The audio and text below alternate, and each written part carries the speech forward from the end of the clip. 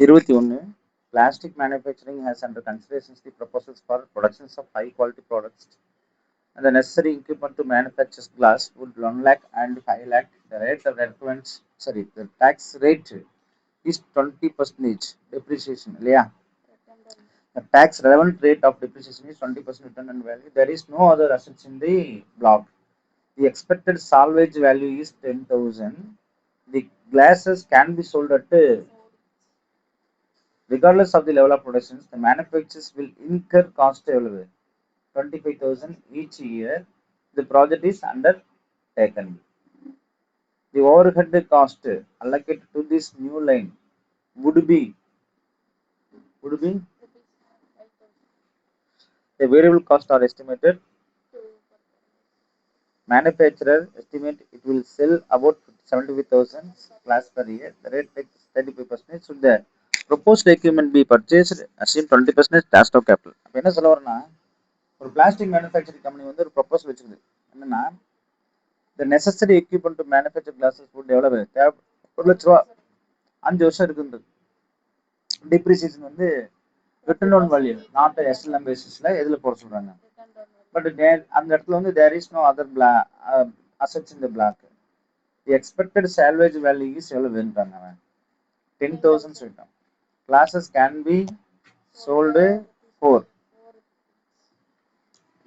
அப்ப உடனே கேள்வி என்ன அப்படின்னு பாத்தீங்கன்னா மேனுஃபேக்சரோட காஸ்ட் இருக்குது இப்போ நம்ம கேஷ் ஃப்ளோ கண்டுபிடிக்கும் அவுட் ஃப்ளோ கண்டுபிடிக்கும் இன்ஃப்ளோ கண்டுபிடிக்குமா சரி ஓகே அப்போ there is no other asset the expected salvage value கொடுத்துட்டான் the glass can be sold at ₹4 regardless of level of production. The manufacturer will incur cost 25,000 each year if production is under production start ஆச்சுன்னா வருஷம் நீங்க என்ன செஞ்சாகணுமா 25,000 நீங்க என்ன செலவு பண்ணி ஆகணும் ஓவர் ஹெட் எடுத்து ஒரு 5,000 ரூபாய் செலவு பண்ணி ஆகணும் வேரியபிள் காஸ்ட் வந்து ஒரு கிளாஸுக்கு ₹2 செலவு பண்ணி ஆகணும் அப்ப மேனுஃபேக்சர் என்ன எக்ஸ்பெக்ட் பண்றாருன்னா 75,000 கிளாஸஸ் பெர் இயர் என்னங்க அப்ப 75,000 கிளாஸ் பெர் இயருக்கு நீங்க என்ன செய்றீங்க பண்றீங்க அப்படின்னு கேக்குறாங்க அப்ப sales revenue for first year 75,000 class நம்ம ஃபர்ஸ்ட் சொல்லிட்டோம் ஒரு கிளாஸ் 4 ரூபாய்க்கு விற்கிறீங்க அப்படின்றது இங்க சொல்லியாச்சு இது இல்லையா ஒரு கிளாஸ் விலை விற்கிறீங்க first year 3 second year third year fourth year fifth ஏன்னா 5 இயர்ஸ் தான் அந்த மெஷின் இருக்குது அப்ப அந்த வருஷம் தான் ப்ரொடக்ஷன் பண்ணணும் காஸ்ட் வேரியபிள் காஸ்ட் 2 ரூபா சொல்லிட்டான் வேரியபிள் காஸ்ட் எவ்வளவுங்க 2 ரூபா அதே மாதிரி first year second year third year fourth year fifth year additional fixed cost irrelevant of production 25,000 நீங்க செலவு பண்ணா அது அடிஷனல் காஸ்ட் ஃபிக்ஸ்டு காஸ்ட் தான் இருக்கும் அதையும் செஞ்சுட்டீங்க டெப்ரிசியேஷன் மட்டும் வருஷம் ரிட்டர்ன் ஆன் வேல்யூல வருது அப்ப எவ்வளவு வேல்யூ அது 1,00,000 டிவைடட் பை 5 20,000 ரூபாய் அப்ப 1,00,000 இருந்து எவ்வளவு போயிருக்கும் 20,000 இருக்கு அப்ப எவ்வளவு இருக்கும் அது எத்தனை பர்சன்டேஜ் 20% 16,000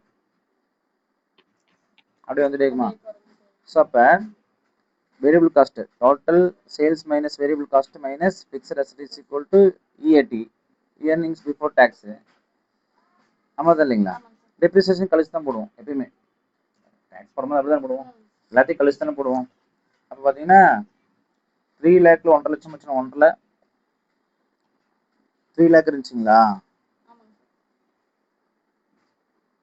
3 லேக்ல 1.5 லட்சம் போயிடுச்சு மைனஸ் 25,000 போயிடுச்சு மைனஸ் 20,000 இப்போ எவ்வளோங்க டேக்ஸ் எவ்வளோங்க டேக்ஸ் எவ்வளோங்க டேக்ஸ் பர்சன்டேஜ் எவ்வளோங்க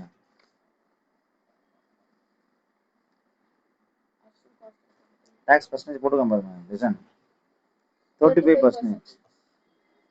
அப்போ 35% எஸ் இன்டூ 0.35 போட்டேன் வில் கெட் அன் ஆன்சர் 36,990 திருப்பி அதோட என்ன செய்யணும் டெப்ரிசியேஷன் கூட்டினா என்ன ஆயிடுச்சு கூட்டணுமா ஏன்னா டேக்ஸ் கழிச்சு ஒரு வேல்யூ வருது 1,68,000 68,000 கூட 20,000 கூட்டினா என்ன ஆயிடுச்சு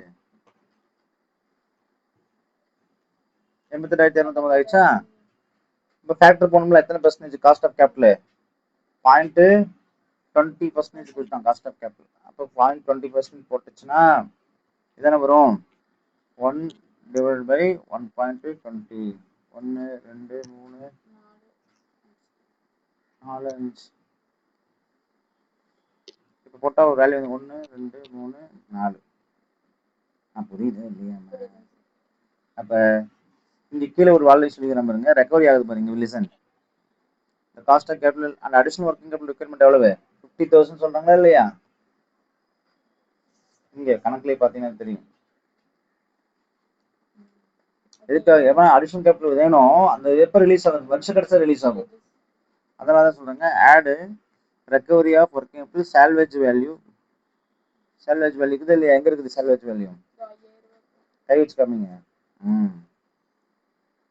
சால்வேஜ் வேல்யூ 5,000 rupees.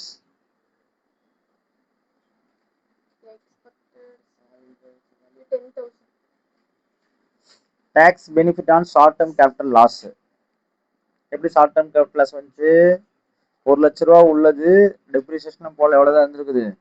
59,000 ரூபாய் அப்டமன் டெப்ரிசியேஷன் போக மைனஸ் 10,000 போக. புரியுது இல்லையாம்மா? அப்ப சிங்கிள் அசெட் தானே. அப்ப இது எவ்வளவுக்கு வாங்குனீங்க? 3 லேக்கா? எவ்வளவுக்கு வாங்குனீங்க? 1 லட்சமா? எவ்வளவு? 1 லட்சத்துக்கு வாங்குனீங்களாம்மா? 1 லட்சத்துக்கு வாங்குனீங்கம்மா. ஃபர்ஸ்ட் வருஷம் டெப்ரிசியேஷன் எவ்வளவு? 20,000. ரெண்டாவது, மூணாவது வருஷம், நாலாவது வருஷம் 40,000 வேலைக்கு வித்தீங்க நீங்க.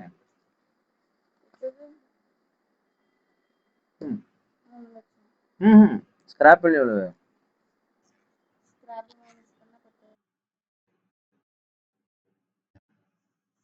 30,360 இல்லையா? இதுக்கு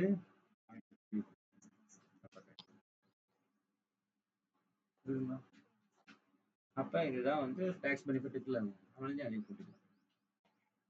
போட்டா உங்களுக்கு 1,52,000 கிடைக்கும். 50 இயர் மட்டும் ஏங்க, 50 இயர் மட்டும் அந்த அமௌண்ட் கிடைக்கும். ஸோ 50 இருக்கக்கூடிய காஸ்ட் ஆஃப் கேபிட்டல் பெருக்குன்னா அந்த அமௌண்ட் 61,000 வந்துடும். ஸோ இதெல்லாம் பெருக்கி பார்த்தீங்கன்னா டோட்டல் என்ன ஆச்சு? 73 ப்ளஸ் 60 ப்ளஸ் 49 40 ப்ளஸ் 60 கிளியரா? 285 வந்துச்சு. கிளியரா? அப்போ நீங்கள் 1,5 லட்சம் கேஷ் அவுட் பண்ணீங்க. 1,5 லட்சம் அப்படின்னு பார்த்தா இந்த பொருளோட வேல்யூ காஸ்ட் ஆஃப் எக்யூப்மெண்ட் 1 லட்சம், அடிஷனல் ஒர்க்கிங் கேபிட்டல் 1 லட்சம். 1 தான் பண்ணீங்க, அது ரிலீஸ் ஆயிடுச்சு கடைசியா. ஸோ அப்படி பார்க்கும்பொழுது உங்களுக்கு என்பிவி வந்து பாசிட்டிவ் வரலாம். இந்த அசெட் காரணமாக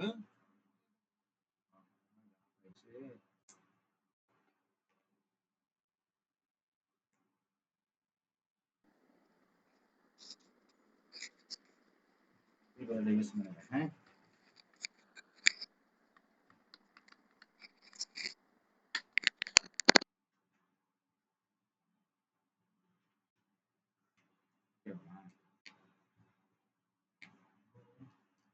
So we will tell you, listen. So first of all, இது என்ன செய்யணும்? இந்த அசெட்டை வாங்கலாமா வேணாமான்னு கேட்குறாங்க. 1 லட்ச ரூபா போட்டு வாங்குறீங்க, அதுக்கு ஸ்ட்ரெயிட் லைன்ல ரிட்டர்ன் ஆன் வேல்யூ டெப்ரிசியேஷன் போடுறாங்க. ரிட்டர்ன் ஆன் வேல்யூ டெப்ரிசியேஷன் நம்ம போட்டுறோம். அப்புறம் அதோட ப்ரொடக்ஷன் கெப்பாசிட்டி 75,000, சேல்ஸ் வேல்யூ 4 ரூபா போட்டாச்சு. ஸோ ஒரு first year, second year, 3 years, ஏன் 5 இயர்ஸ் பண்ணால் அந்த அசெட்டோட வேல்யூவே வந்து லைஃப் வந்து 5 இயர்ஸ் தான். 5 இயர்ஸ் தான் நம்ம போட்டாகணும். காஸ்ட் போகும்போது வேரியபிள் காஸ்ட் போடுறோம். 70,000 2 போட்டால் என்னங்க variable cost plus additional fixed காஸ்ட்னு வருது. ஏன்னா அதுலேயும் கணக்கில் கொடுத்துட்டான். அதுக்கப்புறம் டெப்ரிசியேஷன் கொடுத்துருக்கா, டெப்ரிசியேஷன் ரிட்டர்ன் ஆன் வேல்யூ கொடுத்துருக்கா, நம்ம போடுறோம். ஸோ இயர்னிங்ஸ் பிஃபோர் டேக்ஸ் வந்துச்சு. இயர்னிங்ஸ் பிஃபோர் டேக்ஸ் வந்து டேக்ஸ் கழிக்கணும். டேக்ஸ் 35% போட்டாச்சு. ஸோ பேட் கிடைச்சிடும். பேட்டோட திருப்பி டெப்ரிசியேஷன் போட்டால் நம்ம கேஷ் ஃப்ளோ கிடைச்சிடும். Cash flow first year, second year, third year, fourth year, fifth year கிடைச்சிடும். ஸோ காஸ்ட் ஆஃப் கேபிட்டல் 20% அப்படின்றதுனால நம்ம 20% கூடிய காஸ்ட் ஆஃப் கேபிட்டல் போடுறோம். ஆனால் இந்த 3 விஷயம் ஒர்க்கிங் கேபிட்டல் வந்து ரெக்கவரி ஆகுது எப்படின்னா வருஷ கடைசியில். ப்ளஸ் சால்வேஜ் வேல்யூ நமக்கு 10,000 கிடைச்சிருது. அதே நேரத்தில் tax benefit on short term capital loss. ஏன் லாஸ் ஆயிடுச்சுன்னா டெப்ரிசியேஷன்லாம் நம்ம போட்டு பார்க்கும்போது ஒரு வேல்யூ என்னவா தான் இருந்துச்சு? 60,000 சில்லறை வந்துச்சு. 10,000 டெப்ரிசியேஷன் போனதுக்கப்புறம் இவ்வளோதான் இருக்கும். எஸ், அப்போ அதுக்கு டெப்ரிசியேஷன் அதுக்கு 0.35% போட்டால் என்ன ஆயிடுச்சு? 10,830 ரூபா நமக்கு டாக்ஸ் பெனிஃபிட் கிடைக்குது. அதையும் நம்ம கூட்டிக்கணும். அது வருஷ கடைசியில் தான் கூட்ட போகிறோம். இதெல்லாம் கூட்டினா இவங்களுக்கு கெட்ட ஆன்சர்ஸ் ஒரு சம்பளம் தான் கேஷ் ஃப்ளோ. ஸோ அப்படி பார்க்கும்போது என்பிவி உங்களுக்கு பாசிட்டிவானு கேட்டால் பாசிட்டிவ், என்பிவி பாசிட்டிவ் இருக்கிறனால இந்த அசெட் வாங்கலாம்னு கேட்டால் தாராளமாக வாங்கலாம். தேங்க்யூ.